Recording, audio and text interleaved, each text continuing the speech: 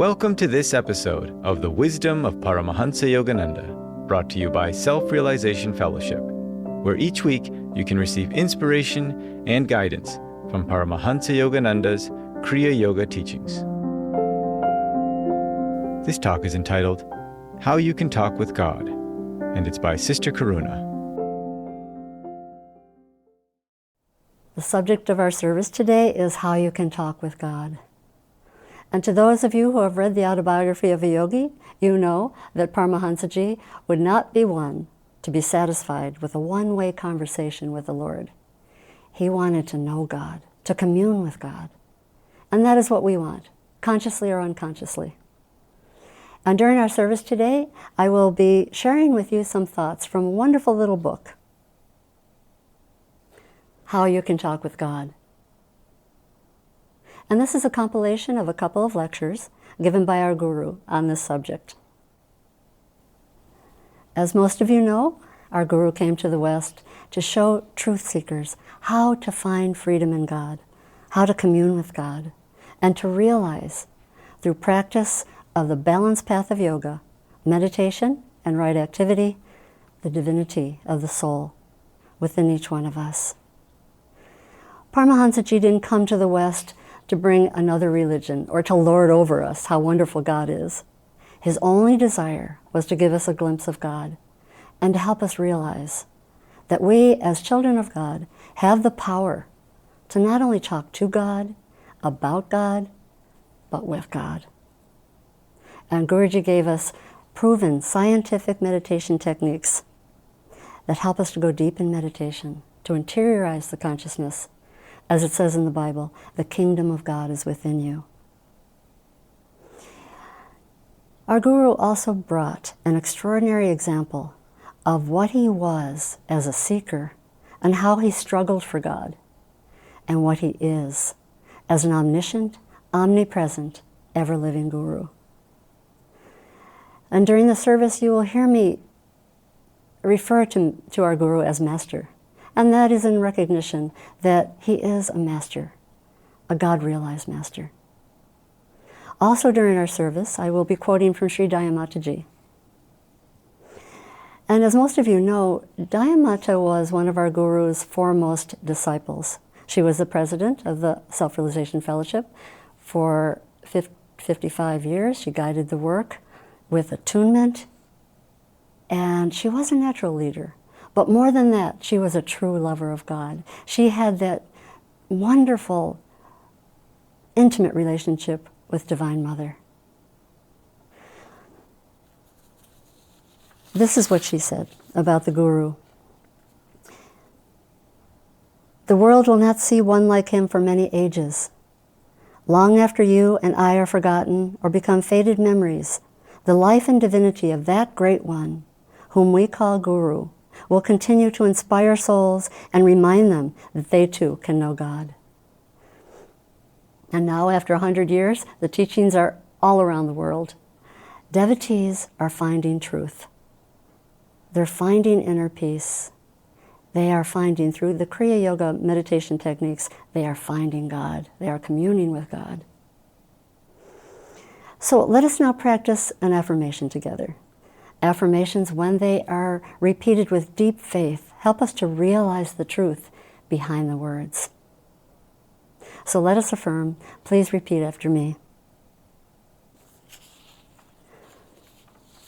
God's vastness I glimpsed in the skies of quietness.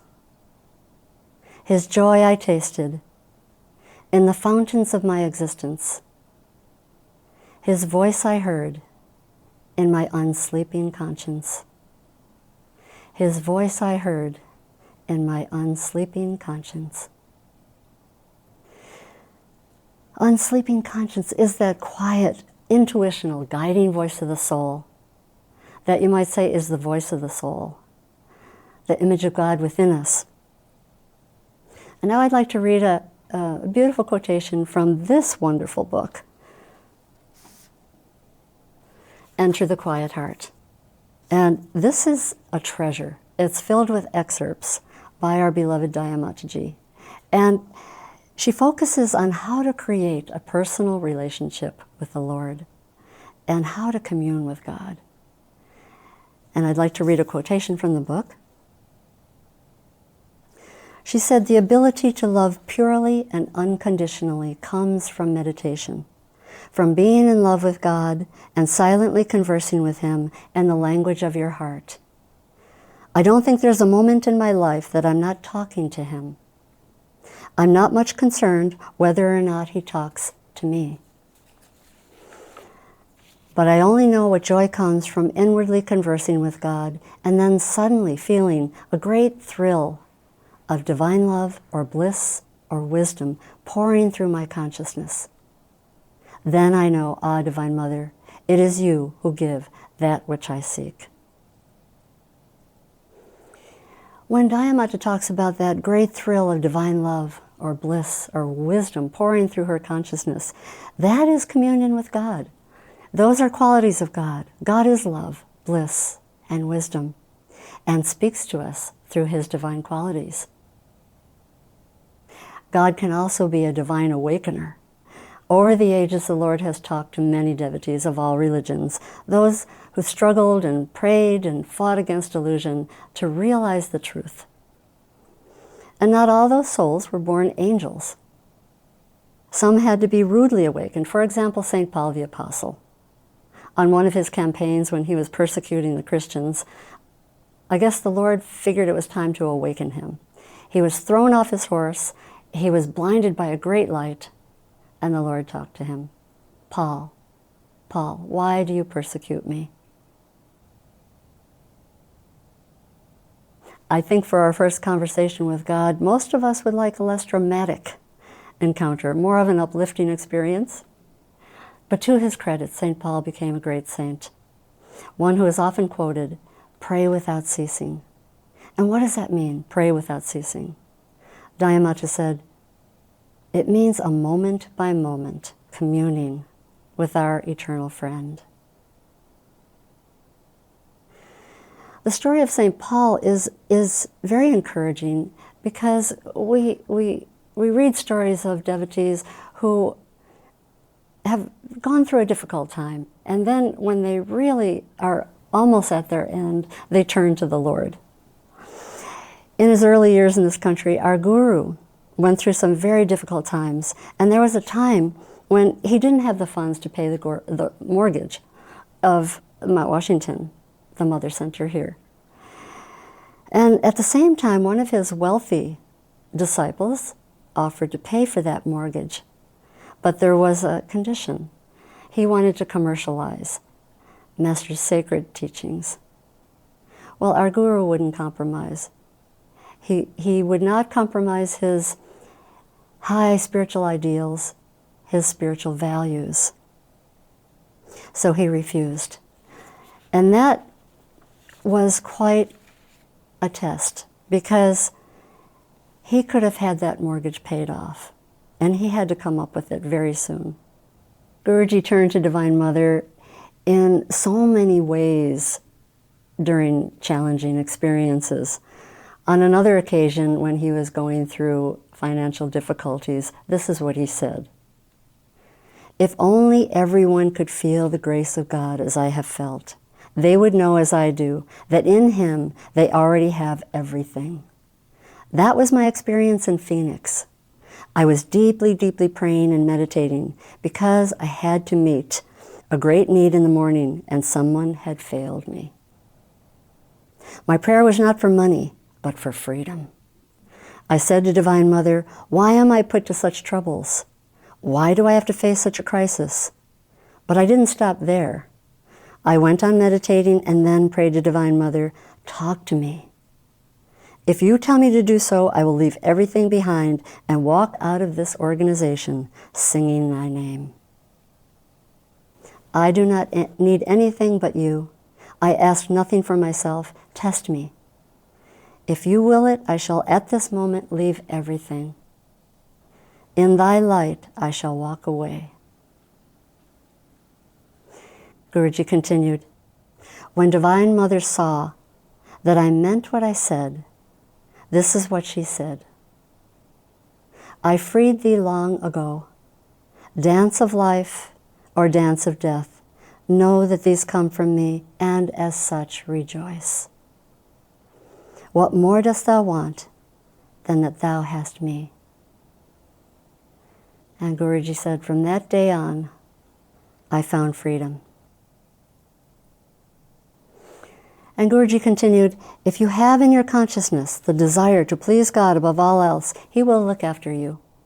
What more dost thou want than that thou hast me? Will you remember that? Every one of you? It isn't much to remember. If you will meditate and sincerely pray to God, you will find Him.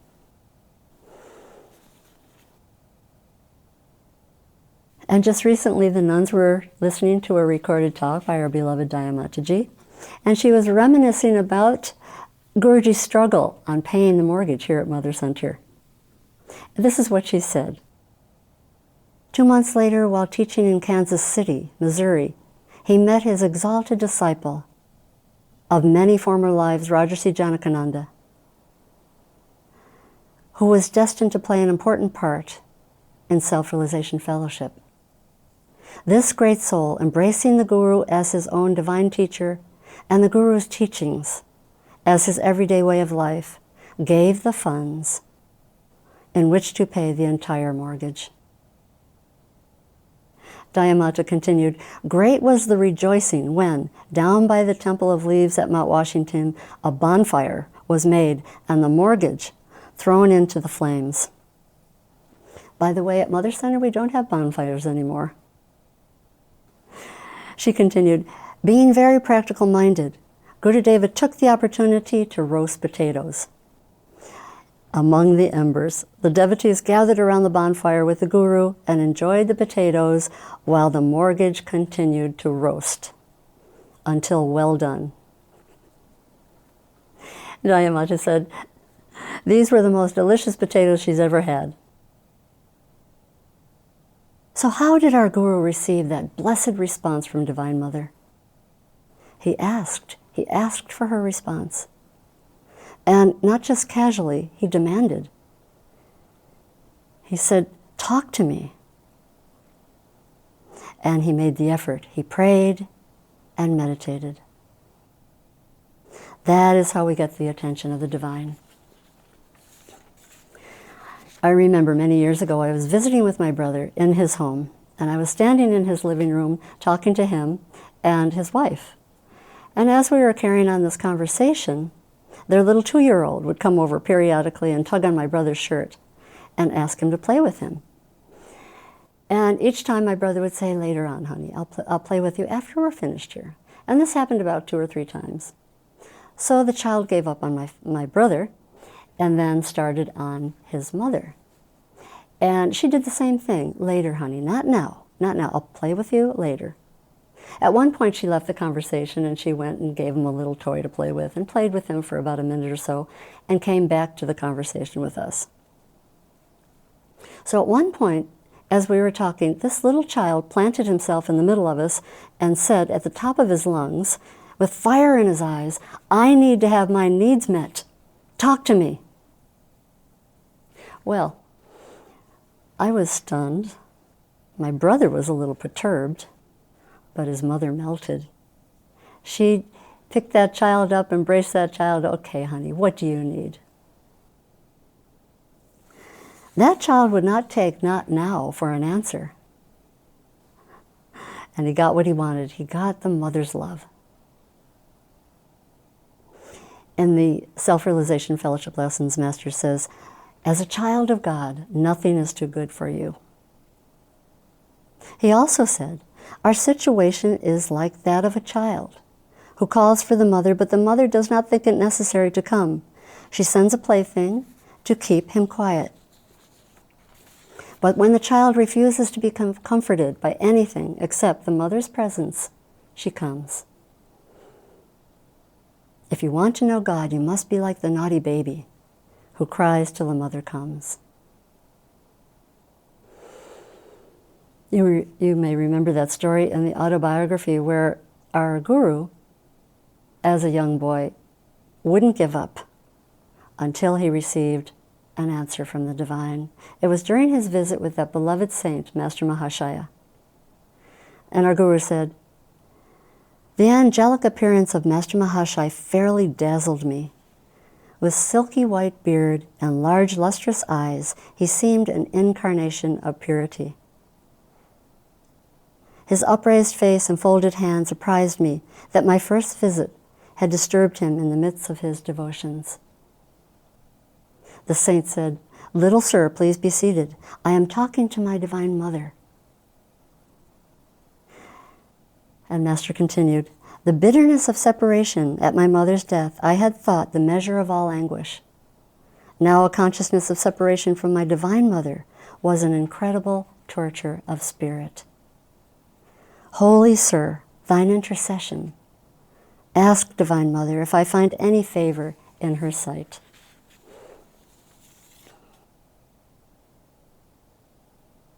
And Master continued, "Beyond reach of doubt, I was convinced that Master Mahashaya was in intimate converse with the Universal Mother." And here is where the young Yogananda knows he can press his advantage. He said, shamelessly gripping his feet, deaf to his gentle remonstrance, I besought him again and again for his intervening grace. That is the kind of determination and persistence that we need to get the attention of the Lord. Guruji continued, "The Master's response came with a slow, compassionate smile. I will make your plea to the beloved." Our Guru returned to his home and his meditation room and meditated for several hours. And he said, "The darkness of the warm Indian night was suddenly lit with a wondrous vision. Haloed in splendor, the Divine Mother stood before me. Her face, tenderly smiling, was beauty itself. She said to him, 'Always have I loved thee, ever shall I love thee. Always have I loved thee, ever shall I love thee.'" So now you might be thinking that I'm partial to Divine Mother, which I am, because, as our Guru said often, the mother is closer than the father. And so very important in our appeal to the divine is devotion. Daya Mataji said, "The easiest way to find God is through devotion." She also said, and this is very encouraging, God responds not necessarily according to our merit, but according to the depth of our longing for Him. So it takes patience, it takes persistence, and even if we're struggling with our bad habits and flaws, keep on. Over the years, there have been many accounts of ordinary people who have had near-death experiences and have conversed with the Lord. Before I entered the ashram, I was a nurse, and I remember some patients very clearly, but one in particular. He was a middle-aged man, he was terminally ill, and my assignment was to clean and treat his very, very large radiation wound. He was extraordinary because he was in pain, but he was always happy. And I would walk into his room and I'd be rather sad because I felt he wasn't long for this world, and there was something special about him. He was always happy. He was very cheerful, and one time I walked into the room and he said, "Hello, young lady, God bless you," with a great big smile.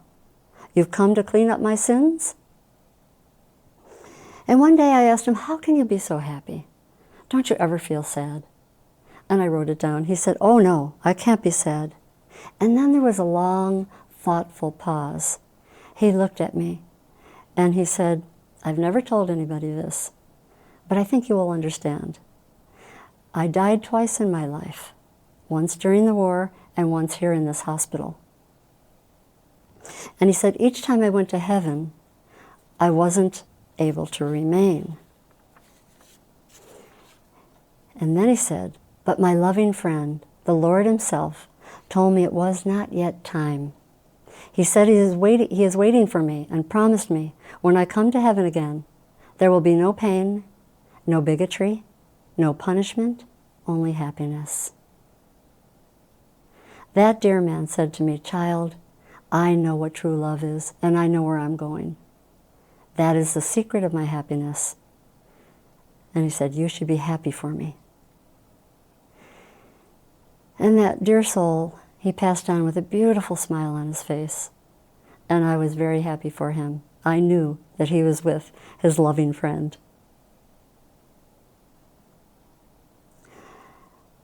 And this prayer is also from Enter the Quiet Heart by Daya Mata. And it is really very encouraging.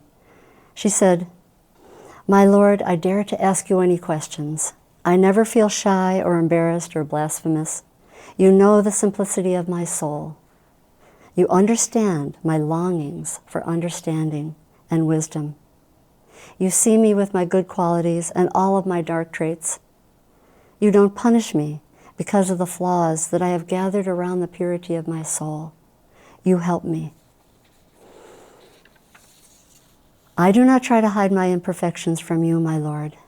I come to you in devotion, in simplicity, in trust like a child. And I will keep on asking you to help me. Until you respond, I will never give up." Now, how could the Lord not respond to a prayer such as that? That appeal of the heart. I remember when I was first on the spiritual path and I was attending the Hollywood Temple, and I was just starting to meditate, and it was a real struggle. And actually, I was very discouraged. So I asked to see Brother Bhaktananda. He was the minister at the temple at the time. And during our conversation, I told him, "I'm really confused, and I'm really frustrated. I haven't heard a word from God. He hasn't talked to me, nothing.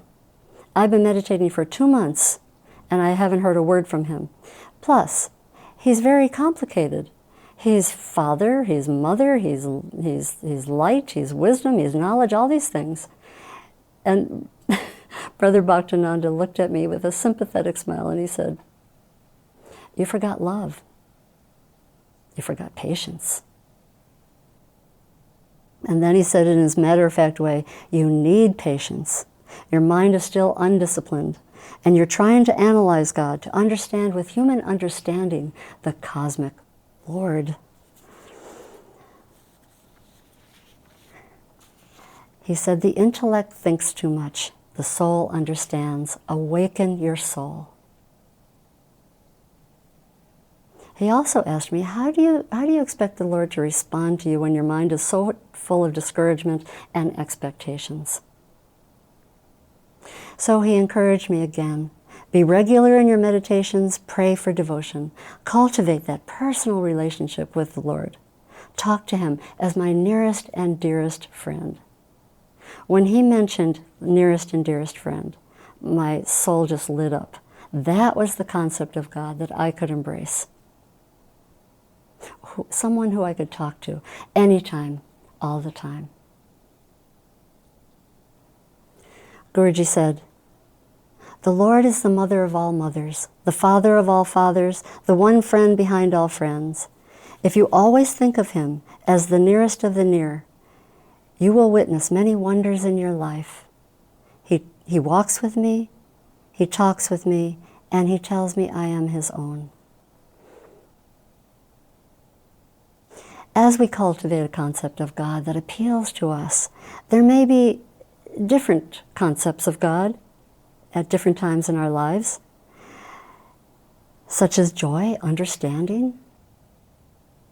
Daya Mata said, "The important point is that the kind of thought in which you clothe the infinite should be a concept that arouses devotion in you."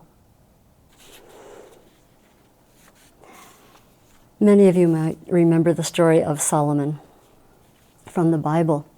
The Lord appeared to him in a dream and asked him, "What shall I give thee?" And Solomon said, "Give therefore thy servant an understanding heart." And God said to him, "Because you asked for this and not for a long life, riches, or the life of your enemies, but asked for understanding. Behold, I have given thee a wise and understanding heart. And I have also given thee that which you did not ask, riches and honor. As we progress on our journey to God and we draw closer and closer and that divine yearning increases, it's wonderful to want to talk with God. There's still distance.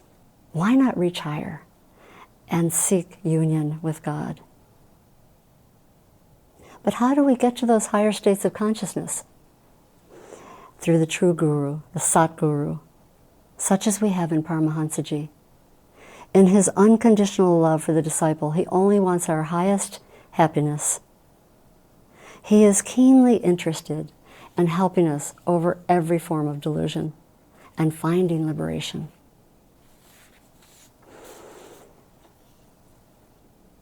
The Guru is one with the Infinite Lord, and the Guru is necessary to mediate with us. And through the Kriya Yoga meditation techniques, we can reach that highest goal. Master told us that the teachings will be the Guru. And most of you know, who study the teachings, when you study those words of a God-realized master, you feel a soul-to-soul connection. And one feels that the Guru is speaking directly to you.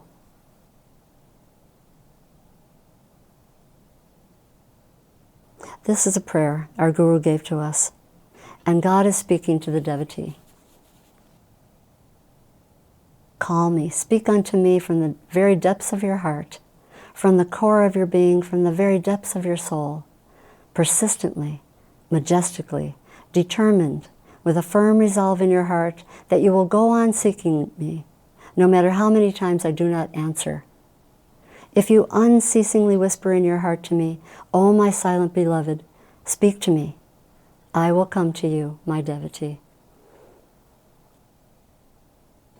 Our Guru said that God is more personal than you can imagine. He is as actual and real as you are. Now at this moment, I am hearing his voice. The cosmic sound that you hear in meditation is the voice of God. If once you get that response, you will never feel separated from him again.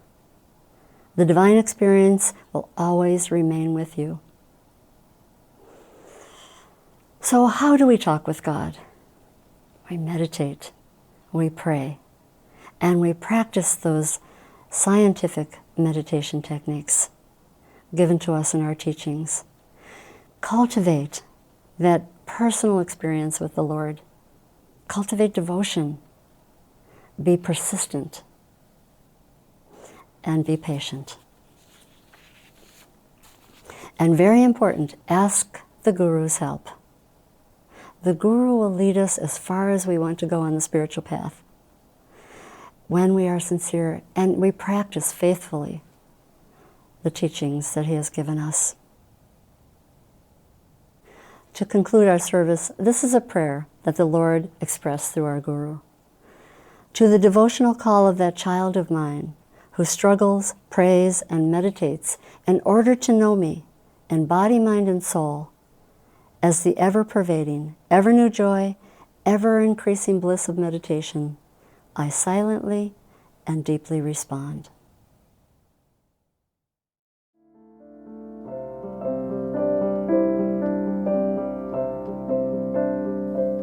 This has been a production of Self-Realization Fellowship, a non-profit organization founded by Paramahansa Yogananda in 1920. For more information about Self-Realization Fellowship and Paramahansa Yogananda, please visit yogananda.org.